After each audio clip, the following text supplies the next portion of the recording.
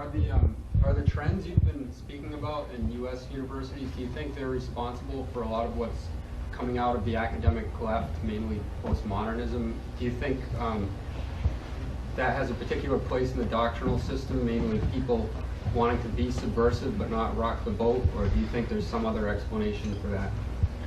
Well, you know, individuals have their own reasons, and you have to look and ask why they're doing things. But if you look at the phenomenon as a whole, its effect has been, I think the effect is pretty clear. It allows people to take a very radical stance, you know, more radical than thou, but to be completely dissociated from anything that's happening for many reasons. One reason is nobody can understand a word they're saying, you know, so they're already dissociated. It's kind of like a private lingo, and it's very, you know, there's a lot of material reward that comes from it. Like if you're part of that system, you can run around to conferences and get big professorships and, you know, all this kind of stuff. So there's a lot of sort of conventional material reward, and it has this very radical look to it, so you feel, you know, well, let me just give you an example. I gave a talk a couple days, last Saturday, at Birzeit University, you know, the Palestinian university at the West Bank. And it was a, you know, like everywhere, big mass audience, political talk, mostly criticizing the Palestinian Authority, because I was in, you know, you always tell people what they don't want to hear. So I want to criticize Israel, I do it on the other side of the border. The audience, most of the audience, you know, very supportive, and they liked it and they understood it. The guys with the jackets and ties were pretty angry, but that's normal. However, as I left with an Arab friend of mine who organized it, he's actually an Arab, he's an Israeli Arab who's a member of the Knesset, the parliament, but an old kind of good guy.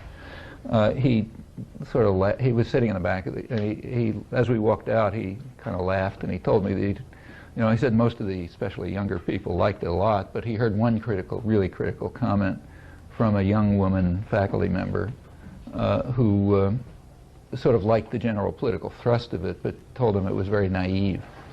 And I said, you know, why was it naive? And he laughed, and he said, well, it's because you said that people do things on moral grounds, and you talked about truth, okay?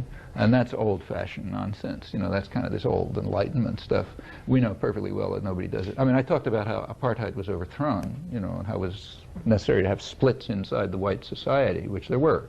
If the white society had been unified, they would have smashed the ANC. But there were splits from the inside, and basically on moral grounds. People didn't want to tolerate it, and that was quite important. Something, you know, talked about that. Well, that's naive, because nobody does anything on moral grounds. All power plays, you know, read Foucault and so on and so forth, if you can understand it. And truth is kind of like an old-fashioned concept, you know, there's no truth and so on and so forth. Yeah, that stuff goes on all over. I mean, the next day I gave a talk at an Israeli university, and then it was critical of Israel and the United States, and talk about the Palestinians. And there were commentators, and one of the commentators was the dean, and he, you know, he hated it, of course, and a historian. And he said, he also said it was naive, because I was talking as if there's a objectivity in history. I was running through the history of what happened and saying how you should interpret what's going on now in those terms.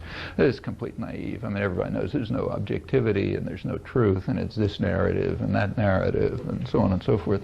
That's very convenient. It sounds very radical, you know, and it's extremely convenient. You can beat people over the head with perfect, you know, self-confidence, because there's no reality anyway, and it's just their narrative and your narrative.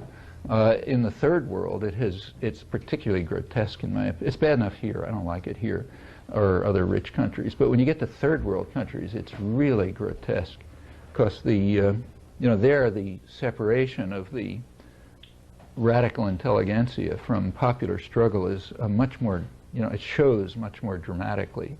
I mean, people are much poorer and they're suffering much more, and these guys are usually very rich, in fact, often, and it's ugly. But I think it has served a function. I don't want to say that the people who are involved in it necessarily do it for this reason. In fact, I know extremely good people who are very active and, you know, I respect and like and so on, who are right in this stuff. I don't know why, but that's means something to them. But as a general phenomenon, I think that's the way it's worked.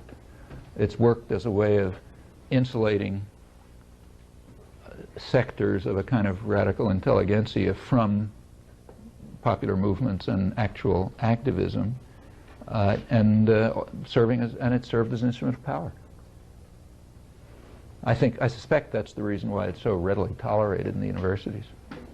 I mean, it's all over the place, in the third world as well, because of the function it serves.